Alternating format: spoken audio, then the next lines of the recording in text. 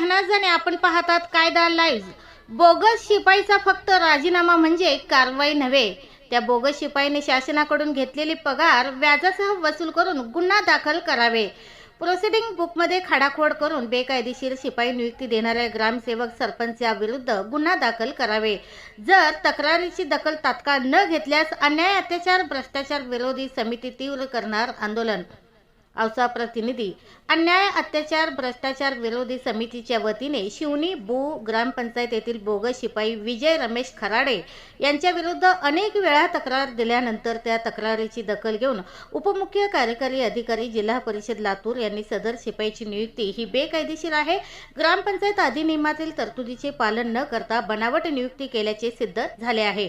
सदर बोगस नियुक्तीसाठी संबंधित सरपंच व ग्रामसेवक निरोडे एसवी हे जबाबदार आहेत व त्या ग्रामसेविका विरुद्ध विभागीय खाते चौकशी कारवाई प्रस्तावित आहे असे नमूद केले आहे।